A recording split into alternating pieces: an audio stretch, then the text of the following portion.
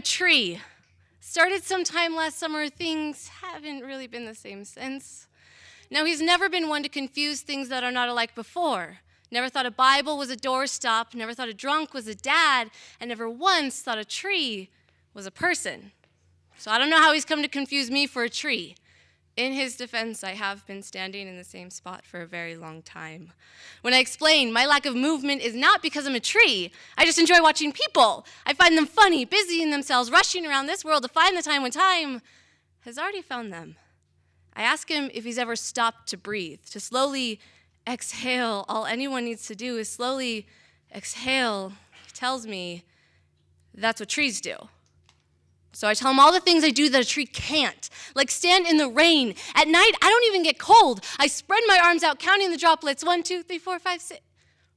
I always lose count when the wind blows, hitting me in every direction, tickling my legs and behind my ears. See, trees never get tickles in their legs or behind their ears, and he tells me that's what trees do. So I tell him all the things I do with other people that a tree would never be capable of, like dinner. A tree has never waited for another tree. A tree has never peeled the label off of their beer bottle. A tree has never accidentally spilt that beer all over their bar stool. A tree has never cried in a bathroom stall. A tree has never cried. He tells me that's what trees do. I stop. I ask him about the perfection of trees. How could someone so ugly be mistaken for something so beautiful? I don't even understand the afterlife. I don't know much about trees, but I like to think they know what comes next. I mean, they've seen enough winters, haven't they? I knew the relationship was over when he came home with an axe. He didn't need to say much. At first, I was sad. I begged. I pleaded. I did my best to forget about each piercing whack at my skin, replacing each whack with a memory. The bar, 2 sugars with tea. He was always too drunk to drive. The bar, the look on his face. See, I remember the look in his face. Memories are a funny thing. They are so distant, and no matter how hard I try, all I remember, the last time he said, "I love you." The last time I said, "I love you," my breath left me, and I finally understood this is what trees do.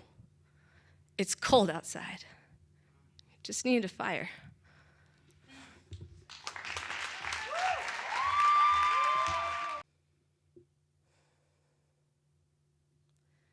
My father wears time the same way he wears his religion. Wrapped around his vocal cords, prepared for any opportunity to let anyone know the truth. We had this joke, my family and I, about how my father is the keeper of all time. The sun does not set unless his watch says so. The watch was a present from my mother when they had their first child, so he could keep track of how fast things would start to fly by him now. But he was always counting up to something or down to something, and you can't rush an elephant on the tightrope. Can't blame him either, though. He used to say, there's no need for imagination when the world is already so big. And by the time I was old enough to refute this, he started saying things like, let's start thinking about your future. Gotta get ready for tomorrow before it's too late. And I never understood where the deadline was.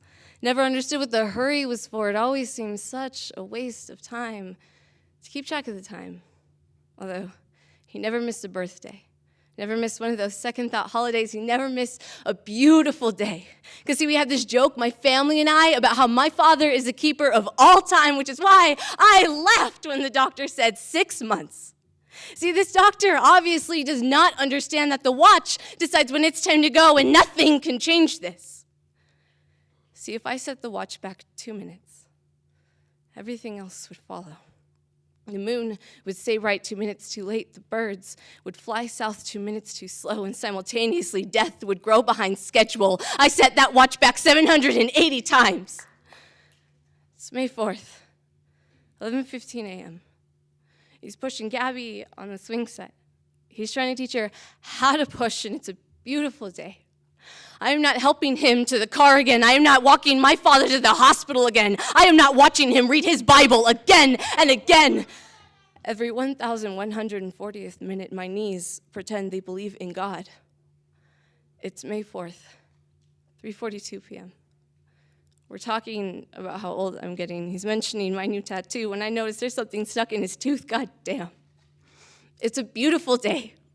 I am not sitting beside my father's deathbed watching God commit slow murder. I am not questioning the number of times my father prays each day. There is more than enough bloodshed and evidence to prove God is a felon. I gave my father 180 days back to watch, became his crucifix when I started saying things like, Dad, it's May 4th, remember?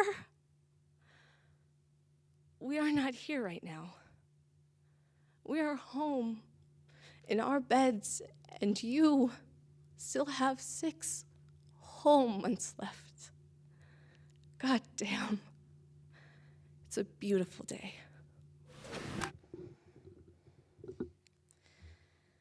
I wrote this poem for a very dear friend of mine.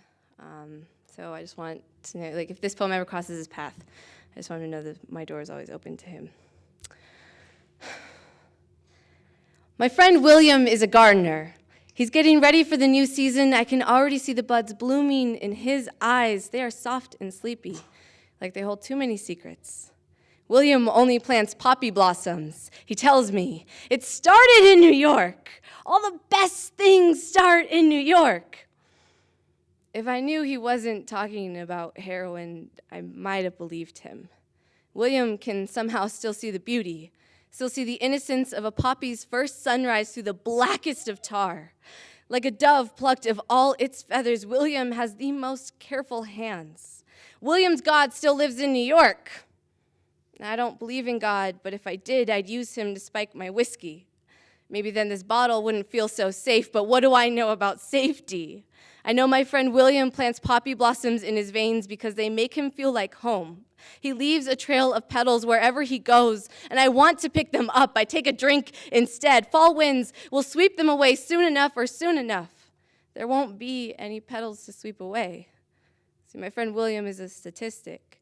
One of those junkies with the jobs, one of those. He had so much potential. One of the 23.42 million that you will never put a face to.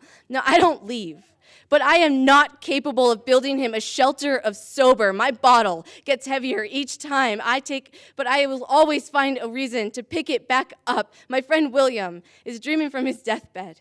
He's about 5 feet 10 inches from a bad deal and a broken jaw. Guys like him wear bulletproof vests to protect themselves from drowning, laugh at suicide jokes, but can't stomach anti-smoking campaigns. If there's a metaphor somewhere in there, I'd rather not know what it is. I'd rather not a lot of things. Sometimes fleeing the crime scene is harder than holding the knife in your own hands. And I'd rather not sit here and grind my teeth at winter while William plants poppy after poppy after poppy after poppy as if New York could stop his harvest. Fall winds come earlier every year, and I can already see the buds wilting in his eyes. Have we spent an entire season in this living room? This harvest is too soon. When did it become so cold?